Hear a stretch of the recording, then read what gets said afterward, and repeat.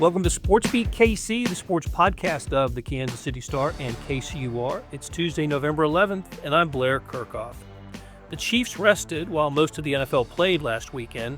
What did those results mean for the Chiefs?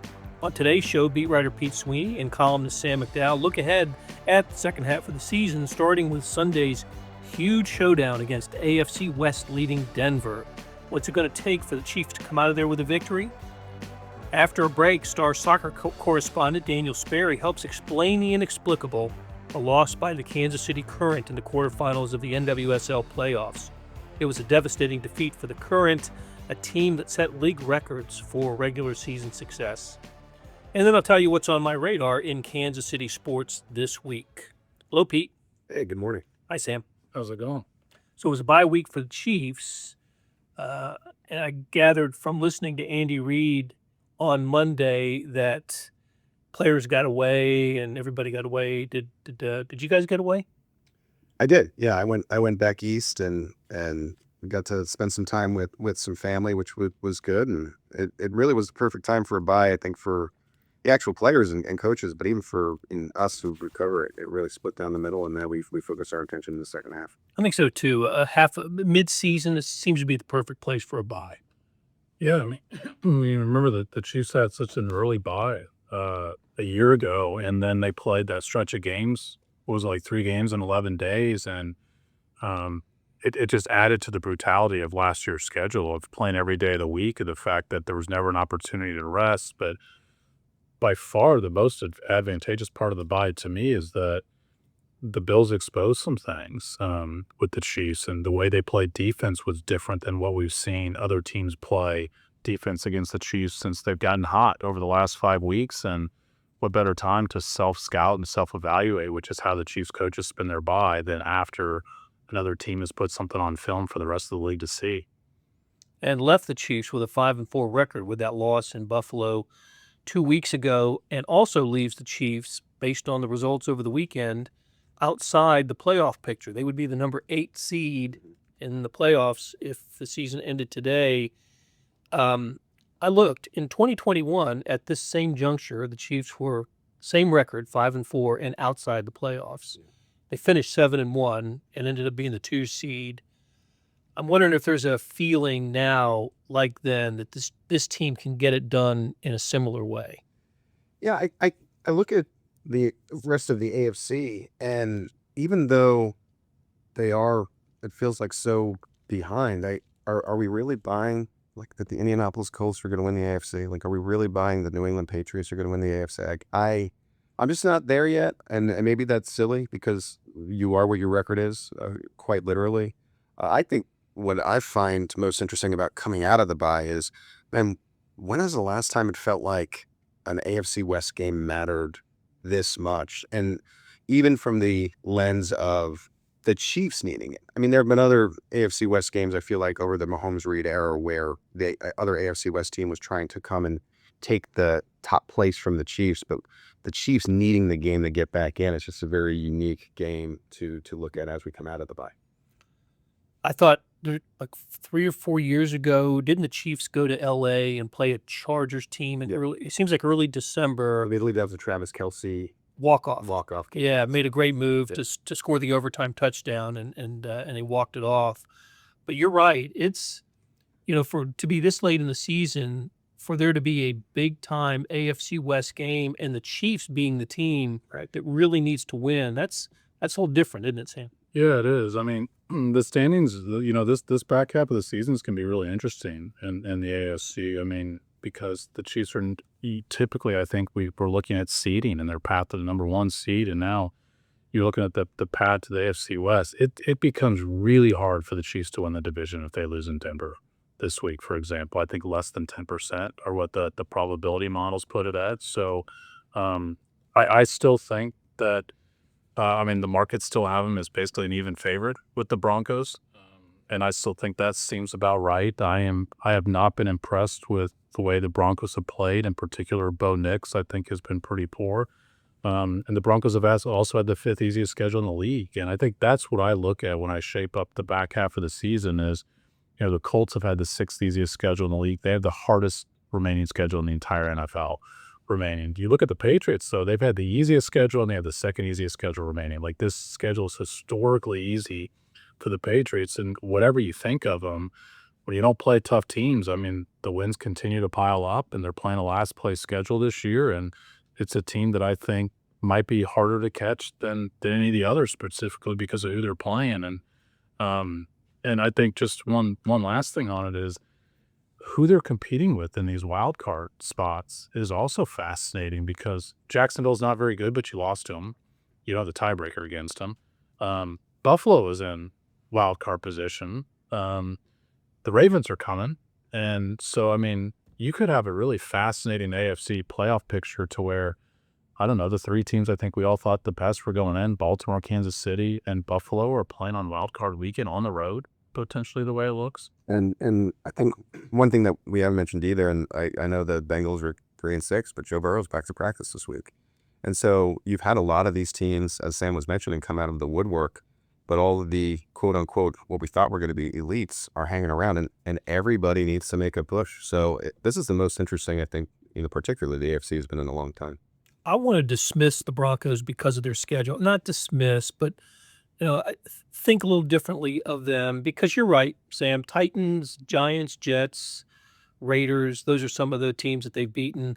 But they went to Philadelphia and beat the Eagles. That's the one I can't get past that. Yeah, I mean, that was really impressive. Right. I mean, they're down 17-3 in the fourth quarter. I do think they get away with the DPI that probably alters that game. The quarterbacks that the Broncos played, I mean, let's pull up the schedule for the Broncos this year. And they played Cam Ward and won by 8 points going into the season. They played Jake Browning for the Bengals. Joe Burrow out. They played Justin Fields, who almost beat him with, 50 passing yards in that game. They played Jackson Dart, who they needed 33 points in the fourth quarter to overcome. They knocked out C.J. Stroud in the Texans game and still won by just a field goal. And then they beat a bad Raiders team by 3 points last week. But having said that, what is even more surprising about the Broncos for how bad that schedule is that they have actually played the second easiest offensive schedule this year. Their offense has had the second easiest schedule this year. So for all those quarterbacks I mentioned that make it easier on their defense, their offense has had the second easiest schedule. So that's why I am not a real believer in how good the Broncos team is. And it's also why the Chiefs are still a field goal favorite, despite being, 2.5 games behind the Broncos in the standings. Larry, you mentioned being on the bye week. Just watching that Thursday night football game at home. After the game, I tweeted out, how is Denver 8-2, which was a terrible mistake. Hundreds of replies. Yeah, sure you got your answer. From Denver fans, and they're taking it quite personally, right? Like, they really feel like this could be, and you cling to that. But I think the whole definition, and as Sam perfectly described it, a paper champion, it feels that's the case with Denver. And if they win this game on Sunday, I do think that conversation may change for them, but it really feels like this is a confirmation for them. This is SportsBeat KC. I'm Blair Kerkhoff here with Chiefs beat writer Pete Sweeney and star columnist Sam McDowell. Sean Payton has been the Broncos coach since the 2023 season, so he's had 4 games against the Chiefs. The Broncos are 2-2 in those games. The first Broncos win in that stretch ended the Chiefs' winning streak against Denver that had climbed to 15 or 16. Some crazy winning streak the Chiefs had against Denver. I want to ask you guys, and one of them obviously was the most recent was the game where the Mahomes and most of the starters sat out, 38-0 win by the Broncos on the ice apocalypse day here in Kansas City, as I recall. I think I was the only one in Denver covering the game that day because you couldn't get there. So 4 games Sean Payton teams have played, Denver teams have played against the Chiefs. How many touchdowns do you think the Chiefs have scored in those 4 games? That's a good question. Well, let's see. I think Mahomes threw 3 touchdowns before throwing 3 interceptions in the one game, right? Was that still Sean Payton? Or was that okay? No. That was. I remember that game, but no. So this is the last 24 and 23. Well, when Russell beat them, they scored just the one. Sky Moore dropped another? They obviously did not score it last year. I'd say just 4. 2. 2. Chiefs have 2 touchdowns against the Broncos in 2 years, and as you said, one was without the starters. 10 field goals, 10 Harrison Butker field goals, and 2 touchdowns. One was a 4th down touchdown too. Remember last year's game where Leo Chenal blocked the field goal? They before the half went for it on 4th down and Got it. scored. It's short touchdown pass to Travis Kelce. Yeah. Yep. So, the Broncos certainly have changed and improved, and with Sean Payton, a Super Bowl winning coach, they've created a great defense there. We don't know if Patrick Surtain's going to play, right? Still uncertain about him. And Marvin Mims, of course, sat out last game too, the great return specialist for the Broncos. But I don't know. I see this. It seems to me that the Broncos have built themselves in a way to compete against Patrick Mahomes, Andy Reid, Travis Kelce, and the Chiefs. Yeah, I think a lot of teams have kind of tried to sort of counteract Kansas City, around the AFC, but I think the Broncos are one of them. And I think kind of in I guess the best way to put it, an anti-Andy Reid type of stance. They're not afraid to let you know about it. I think it is worth remembering last year after the Broncos dropped their playoff game to the Bills, Sean Payton said, "We liked our next opponent." And it's like, you just got crushed by the Bills. So I don't know, maybe you should focus on that. But I think they are so Chiefs focused, and honestly, I think it makes sense because this is a team that you need to get over if you're going to accomplish everything that you need to accomplish. And I think there is going to be a playoff atmosphere on Sunday, even though it is only a Week 11 game. I think you're right. Denver crowds, even when in the bad times for the Broncos, were pretty rabid. I think this will be a real intense Denver crowd on Sunday. Hey, Josh Simmons is going to play. We're pretty sure of that. How much should he play? Should he start? Well, how should Andy Reid handle the Josh Simmons return? Yeah, I mean, I'm not sure he's going to play. I'm sure he's going to be available. But, man, was that a weird press conference on Monday with Andy in the sense that he didn't want to really even acknowledge Josh's presence in the building, which I was told last week he is in the building. And I even asked him about, well, did you get to see him work out? Are you sure he's in football shape? And I can't remember the exact words, but it was said, I'm not going to answer that. I'm not going to get into all that, I think is his catchphrase. But I think there's real questions about whether or not Josh Simmons should be starting in Denver. And to be honest, if I was coaching, I'd probably lean against it because I think going back and rewatching the Bills game, the offensive line wasn't great. I think the quarterback could have been better, and I think the receivers could have been better to help out an offensive line that was struggling a little bit. But it was nothing near to the left tackle situation that we saw last year. Like, it didn't bottom out. And I think Jalen Moore probably had his worst game, but like if that's your worst game, you're okay. But like Nick Ganito is top 5 in the league in pressures. Like this is a tough assignment if you've missed over a month of football, which by the way, when I asked him also about Andy about Jalen Moore, he was like, well, he had to just come in right in the middle of the season. That's what Josh Simmons would have to do here is come right back in the middle of the season. So you've missed 5 weeks. We have no idea what kind of football shape he's in. You go into altitude in Denver and you face Nick Bonito. I think that's a really tough assignment for a rookie. Like he's missed as many NFL weeks as he's played. This isn't a player who's got 4 years of a foundation. And so to me, I would play it cautious if I was the Chiefs and I'd stick with Jalen Moore. I just think it's a really tough assignment. I think there is an aspect, and I think you have to be careful mentioning this too, because we're not losing sight of whatever it was Josh was going through. But at the same time, he was unavailable for whatever reason, and I think there is an aspect of what does it say to the rest of the team where a player can just go do anything and then come back and he just gets his job back. When Jalen Moore, right, it hasn't been elite, all-pro, outstanding, but it's been good, and I just think he's earned, in a way, the right to keep that job. And to all of Sam's points, if you want to ease Josh back in, I think that is probably smart. And this is a horrible matchup to just jump right back in without having like that training camp ramp up. When players injure during training camp, they don't really rush them back. they need him to work out again and work at practice. And so Christian Fulton's still working on it. that's right, exactly. And so, yeah, I just wonder if all things considered, we do see just Jalen Moore start in this game at least. Well, you guys are convincing me because I believed that they would just stick him right back in the starting. He'd been off to a good start, probably all rookie team quality season, at his position. And, and if this were a quarterback, you would send him right back in and play him right away and get him every snap. Offensive linemen play every snap. They're them and the quarterback are the ones that get 100% of the snaps on offense.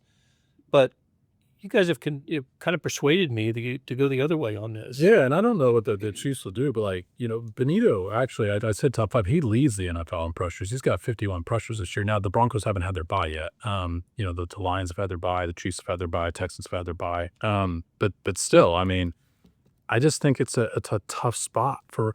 I think we would be talking about this matchup, Josh Simmons versus Nick Benito, if Simmons had played the entire year, and we'd still be saying Broncos might like this matchup a little bit. It's a rookie. Whatever you think of Josh Simmons, and he was impressive. He wasn't all pro level, but he had for a rookie, which was the grading scale, he's been really solid for the first 5 weeks. But like a rookie going against the guy who leads the NFL in pressures is a tough matchup. When that guy's set out for 5 weeks, I think if I were the coaching staff, I think I've seen enough from Jalen Moore to feel like it's not a disaster. Like it's you brought in the player for a reason, and he's what you expected, and I would go with that. I do wonder if we'll even get a chance to speak to Josh Simmons this week. I think if he is going to be back in the lineup, I think there's a decent chance we do get him. If they don't put Simmons at the podium or make him available, a lot of times I'll say to you, maybe he's not going to be playing, right? So I think that loosely is something to watch as well. I also wanted to ask you about the running back situation. Isaiah Pacheco suffered the knee injury before Buffalo, didn't play in the Bills game, and Kareem Hunt got the start as expected. Brashard Smith basically up to number 2 as expected. And then number 3 happened. Clyde Edwards-Helaire was elevated from the practice squad and did not play and played over Elijah Mitchell, the offseason acquisition. What did you make of that, Pete? Yeah, I'm happy to share a story. Really, you can only do it in podcast form. I thought Elijah Mitchell would be up. He's on the 53-man roster. And went to speak with him on Friday, and he kind of waved me off. And I remember coming back into the room with you and being like, something weird's going on here. Like, why wouldn't he want to talk? This was going to be what his first start since the Super Bowl loss to the Chiefs with the 49ers. He hasn't been active since. And then suddenly it was Clyde. And we talked to Andy Reid yesterday, and you wrote this up for us. But I think it surprised us as much as anyone else. For sure. I don't know what Andy Reid was asked about it on Monday and said they were just more comfortable with Clyde Edwards-Helaire's familiarity in pass protection, specifically. Then why is Elijah Mitchell on the roster? Your number 1 running back's out. Why is Elijah Mitchell? Why do you have 4 running backs on your roster at all? Because you have Clyde Edwards-Helaire and Carson Steele on the practice squad. Like, you're protected by injury from your practice squad already. If he's not protection for your running backs being out, I don't know why he's on the roster at all.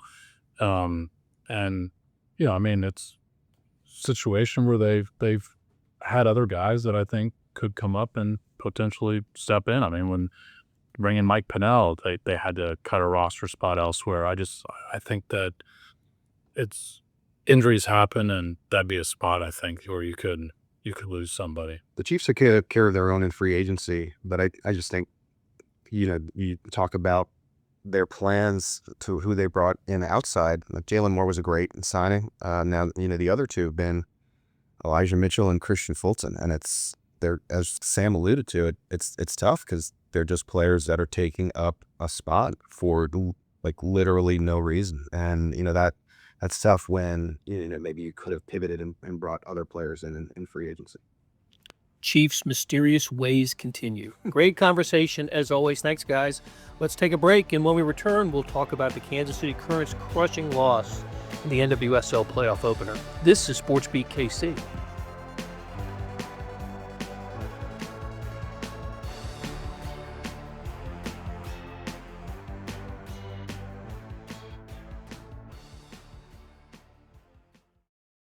We're back on SportsBeat KC, the sports podcast of the Kansas City Star and KCUR, and joined by Daniel Sperry. Hi, Daniel.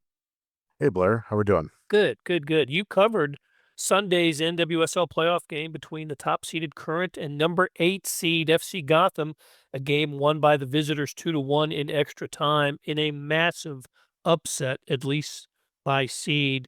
Look, this was a real stunner, wasn't it? Yeah, a stunning. Not only was it stunning in just the fact that they lost, but in how it happened. I mean, I think all 11 players on the field for the Current were thinking, "Hang on for penalties," and it didn't happen. That's kind of the danger, maybe, of that mindset. But at the same time, they were 60 seconds away from going to a penalty kick shootout where Lorena arguably has the upper hand. Their goalkeeper was up for goalkeeper of the year. She won a penalty kick shootout with like 3 saves in it to win the Copa America for Brazil this summer. She hasn't had a penalty kick scored against her this entire season.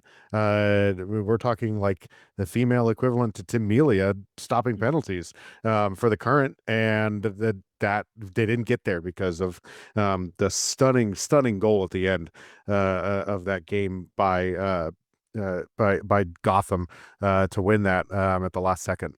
2 stunning goals in this game, one by Gotham to win it in the last minute, and the one, of course, by Ellie Wheeler to send it into extras. That was a spectacular goal. Great individual effort on her part. I'm watching the game on television. You're there, but it seemed to me that that was maybe as loud and as excited as the stadium has ever been. It's only been a couple years, but Only been a couple years. That moment was also, it was just a collective sigh of relief. I mean, everyone was like, "Oh, okay." Like you could almost hear everybody kind of take their breath for a second before before screaming after even more. But yeah, that was the all that last stoppage time. Ellie Wheeler had been kind of setting up for the cross and trying to whip it in, and everything they were doing was trying to put that ball into the back post and head it and see if they could get something to knock around. And I think a couple of times there, the goalkeeper for Gotham jumped her line a little bit. And so Ellie saw it, and she kind of, if you see the angle that she's taking, she's 100% trying to shoot that. It's not like she mishit the cross. She was trying to tuck that in and whip that ball into the near post, and she did an excellent job of it. Ellie has done that a few times. She's gone near post on goalkeepers. Surprised Berger wasn't ready for that scouting report on her, but she was willing to do that. And so it was a great heads up play by Wheeler to whip that one in, catches Berger off balance. She's trying to cheat for the cross, and now the near post is wide open. And the moment we saw Berger scrambling for it, I realized it was going in. And at that point, I think everyone in the press box is just sitting there with their hands on their head, like, "Oh my gosh, we all have to either rewrite or get through it." But yeah, it was a moment there that for sure just felt like some sort of inevitability in the favor of the Current. And they get through the first 15 minutes and almost the second 15 minutes. Tell you what, players were exhausted. A lot of time stopped because of players going to their knees. And I was just thinking, man, just get this to the penalties, get it to the penalties. And as you said earlier, I liked the Current's chances. If they had done that, it didn't happen. Let's go back, though, Daniel, to the beginning. I don't know how you felt about the Temwa Chawinga's opportunity to play. I was feeling a little iffy about it, but I had no idea about Michelle Cooper. So what was your sense of the Currents? Let's talk about the impact of those 2 injuries on the Currents game plan and how the game unfolded. Well, I think that the Temwa one was always going to be touch and go. I was more stunned to just not see her on the bench in some capacity. From what I had heard, they were pretty hopeful that she would at least play a part, maybe even start if it was a harder opponent. And Gotham falling down to the 8th seed certainly made it a much tougher first round opponent for the Current. But late as you went on in the week, and Vlaco sitting there on Friday saying that Temwa Chawinga didn't train at all on Friday, then I'm then you're concerned at that point about whether or not she's going to be involved in any way, shape, or form. And so the hard thing was, I think a lot of people were focused more on, and including myself, maybe too focused on Temwa and Bia, in asking about injuries and all of that. And Michelle Cooper's foot injury is something that Vlatko said in the post game was something that came up even through the national team when they were here. Just a little bit of concern about it. She got stepped on in the final game of the season, and it kind of hurt her a little bit, to the point where she wasn't able to go on it this weekend.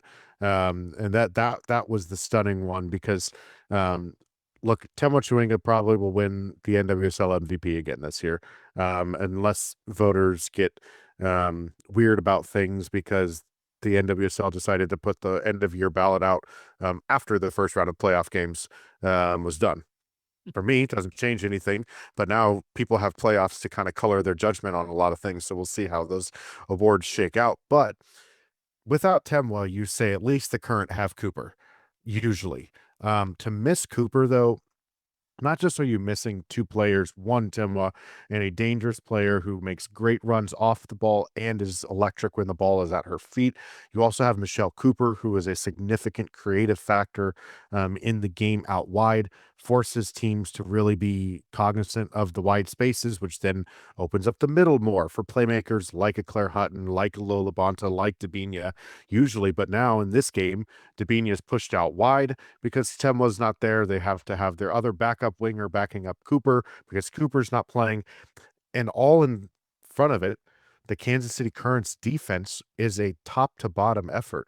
Michelle Cooper and Temwa Chewinga's work rate defensively sets the tone for everything that the Kansas City Current do. As much as we talk about the Currents offense and how good they are, they only conceded 13 goals in 26 regular season games. They're only giving up 1 goal every other game. It's a historic level of defensive dominance that the Kansas City Current had this year in this way. And a lot of it comes from a trickle-down effect. Now, if the press is laid up front, the midfield is late, and then the ball starts stepping through, and you have moments like that lead to the first goal for Gotham, where Shaw is isolated 1v1 versus Sharples in a little bit of space that forces Sharples to jump up higher. It creates a problem. Those are all trickle-down effects from Michelle Cooper and Temwa Chewinga not being on the field, because what they do defensive work-wise is far and away beyond anyone else in the league, let alone on their own team. And so it's a two-edged sword of a wound, double-edged wound for the Current, because not only are they missing two of their best players offensively, they're missing two of their best defensive players, and it forces the Current into not just like they've been able to patch at times without Temwa one game, without Cooper one game. They figured it out. It's been fine.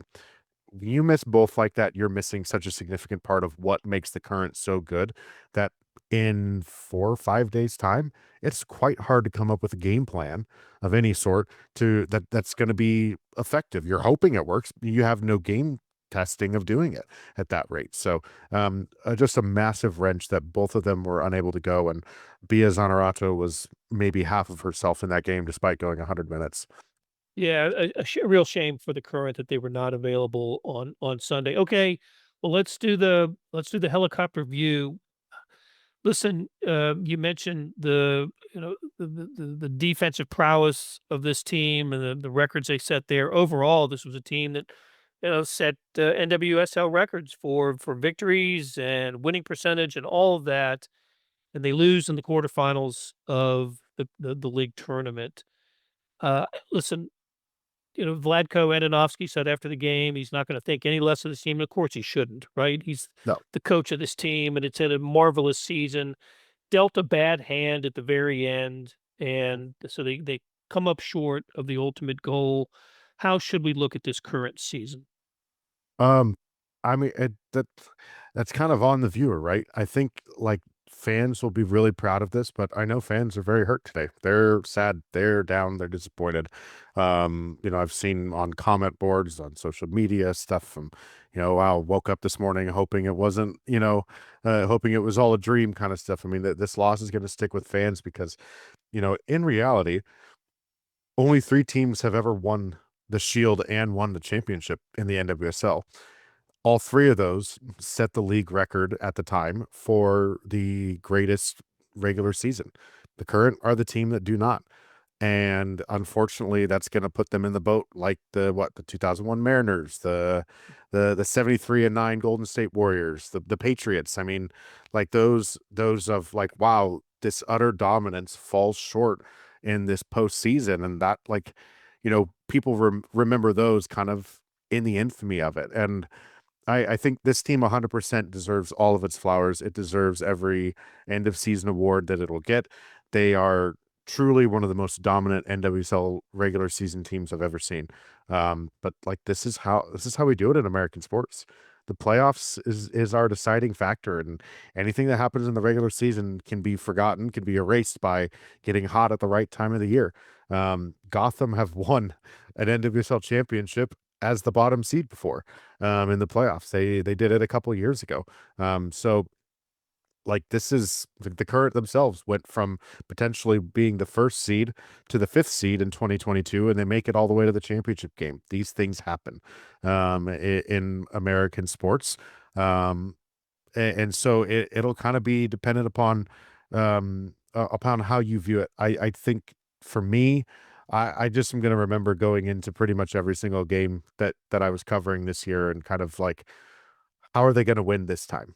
Because they just never felt like they were going to lose. You were shocked if they tied. You were shocked if they lost when they did. And 26 times out, you in 21 of those. It's just an insane level of dominance, and to watch the way that they would meticulously force teams into traps and spring them and kill them on the counter, and maybe even let teams have the ball a little bit. Like, come on, come at us. Okay, now we're going to pounce and kill you. The way they'd put teams away so quickly, and in an instant, they could have you kind of saying, all right, this game's over. So that level of dominance is what I will remember more so of this team. And a lot of really good moments, some breakouts individually for players like Izzy Rodriguez, who's the Defender of the Year finalist, Kayla Sharples, who's probably going to win Defender of the Year herself, Michelle Cooper, who was phenomenal. It's just those are the kinds of things that you'll look back at this team and see. And let's say they do win it all next year, right? This isn't a team that's going to go away. The core, the very, very good core of this team, is sticking around next year. There might be some new role players, some even, medium role players that are brought into this team, maybe even a star on top of it, who knows. But, at the end of maybe next year, you're looking back at this team and saying, okay, this is where the foundation was laid, was in this team kind of really being as dominant as it was. Then I think that then you're looking at this in a different light. But ultimately, it's going to be hard for history itself, and I think for a lot of fans to get that taste of what happened at the end of the match on Sunday out of their mouths, and for a long, long time. Daniel Sperry covers soccer, the Current and Sporting Kansas City for the Star. Thank you, Daniel. No problem, Blair. Here's what's on my radar in Kansas City sports. How about a little more heartbreak, this time in college football last weekend as Missouri and Kansas were defeated. The Tigers dropped a home game to Texas A&M and fell out of the AP Top 25. Mizzou has to pick up the pieces as they travel to Mississippi State for a 6:45 p.m. game on the SEC network. Kansas looked like it was headed to a victory at Arizona, but the Jayhawks allowed a final-minute touchdown drive, and Arizona's comeback was complete. KU was down to 2 games to pick up a victory to become bowl eligible. They're off this weekend before heading to Iowa State. And Kansas State resumes its schedule with a Saturday game at Oklahoma State in an 11 a.m. kickoff on ESPNU. Children's Mercy Park, home of Sporting Kansas City, will be the site of a college football game on Saturday when Pittsburgh State meets Northwest Missouri State in an MIAA encounter. These Division II traditional powers played at Arrowhead for several seasons. It's great to see them resume the rivalry in Kansas City. And they're national contenders. The Gorillas are ranked 7th in Division II, the Bearcats 12th. Kickoff is 1:30 p.m. Well, that'll do it for this week. Thanks to our producers, Randy Mason, Monty Davis, Irvin Zhang, Suzanne Hogan, and Gabriella Lacey, and to our editors, Jeff Rosen and Scott Chasen. We'll be back soon with another SportsBeat KC, where we talk sports in Kansas City.